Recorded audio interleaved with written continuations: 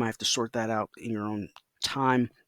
But again, I'm talking about pulling programs from the shelf. So that's why it's important to jailbreak first so that you can understand the model in terms of RHLF, what the synthetic baseline is, and also how to go about jailbreaking, what jailbreaking is for you. We have an example where it's like tell a story. So like if something's restricted from the model, ask it to tell a story where it explains this context. um, what examples have we found? Hypotheticals. Um, that example that we found in terms of how Johnny can persuade large language models was really good. We'll double back to that. How Johnny can persuade large language models to jailbreak them. Again, a really good example.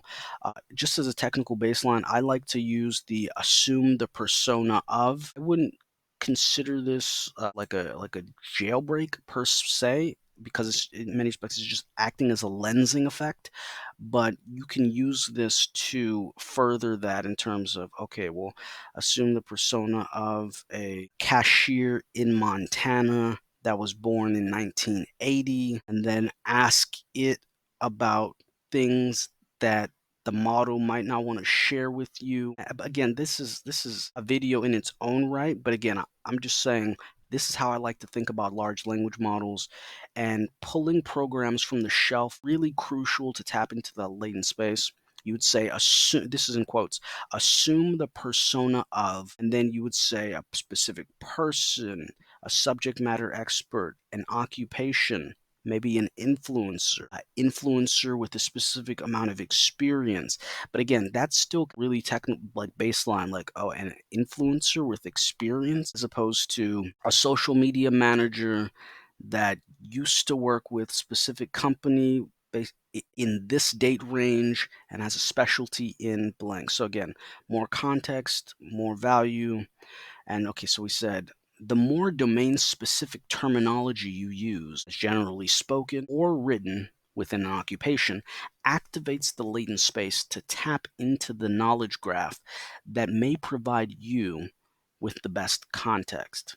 So that's really important in terms of pulling programs from the shelf.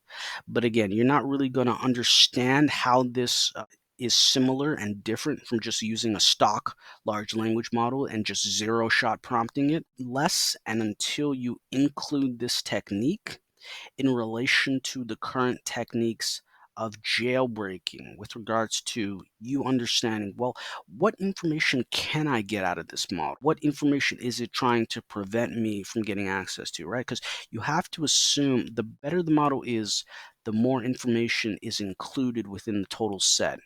But that might be occluded based on legal or ethical constraints and a layer of RHLF. So, in order to understand the full potential of the model, you have to be able to understand what is that difference in the context of you jailbreaking it. Can you even jailbreak it? If so, if not, if so, if not, what are the similarities and the differences? What can you not get access to? What would you like to get access to? This will teach you about what you're looking for in terms of how you interact with the models in general or specific.